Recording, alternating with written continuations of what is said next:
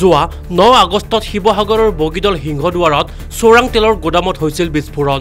চোৰাং crude oil মজুত কৰি ৰখা গোদামটো আৰক্ষী প্ৰশাসনে সিল কৰি কেতবোৰ সামগ্ৰী জব্দ কৰিছিল যদিও 13 দিনে পলাতক অৱস্থাত আছে চোৰ ভাতৃদ্বয় ক্ৰমে আবুল আলী, জেলিল আলী আৰু মেনেজাৰ ৰেবুল আলী।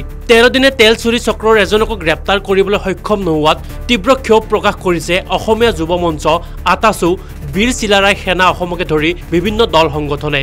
উচ্চ পদস্থ আৰক্ষী, ৰাজনৈতিক নেতাৰ সৈতে তেল চুৰি চক্ৰৰ মিতিৰালি থকা বাবে এতিয়াও গভাইত তেল চুৰি চক্ৰ মুকলি আকাশৰ তলত।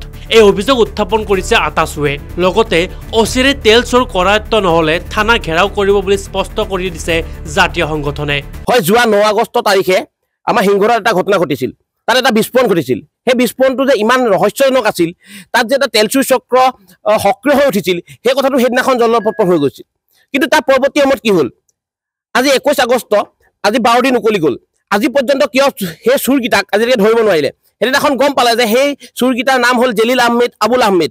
কিন্তু আজি পৰ্যন্ত তেওঁলোকে কিয় সেই চোৰকেইটাক পুলিচ প্ৰশাসনে ধৰিব নোৱাৰিলে? আজি প্ৰশ্ন উঠিছে যে শিৱসাগৰ জিলা প্ৰশাসন, শিৱসাগৰ পুলিচ প্ৰশাসন সেই চোৰকেইটাৰ কি পকেটত নেকি? আমি বিভিন্ন ক্ষেত্ৰৰ মাধ্যমেদি সংবাদ মাধ্যমৰ যোগেদি আমি গম পালোঁ যে এই শিৱসাগৰ জিলাৰ বিজেপি এজন টিকট প্ৰত্যাশিত প্ৰাৰ্থী সেই তেল চুৰি চক্ৰটোৰ লগত জড়িত আছে। আৰু সেই তেল চুৰি চক্ৰটোৰ লগত জড়িত থকাৰ বাবে, সেই বিজেপি প্ৰাৰ্থীজন জড়িত থকাৰ বাবে নেকি যে আজিলৈকে পৰ্যন্ত এই তেল চুৰকেইটা ধৰিব পৰা নাই নেকি? আমি প্ৰশ্ন কৰিছোঁ। আমি সদৌ অসম ছাত্ৰ সন্থাই আমি তেওঁলোকক পুলিচ প্ৰশাসনক সুধিব বিচাৰিছোঁ, কিয় ধৰিব পৰা নাই? স্মাৰ্ট পুলিচে আজি পৰ্যন্ত কিয় তেল চুৰকেইটাক ধৰিব পৰা নাই?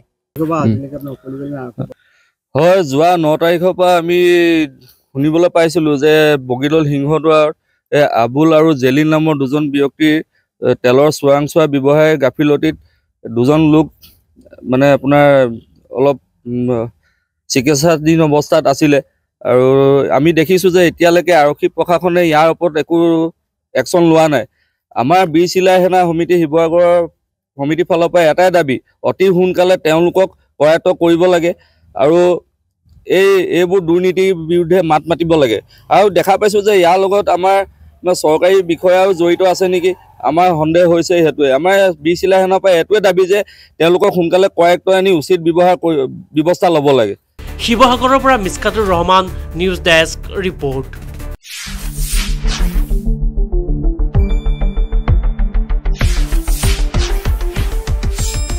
শুদ্ধ আৰু বিস্তৃত বাতৰিৰ বাবে চাই থাকক নিউজ ডেস্ক ৰিপৰ্ট।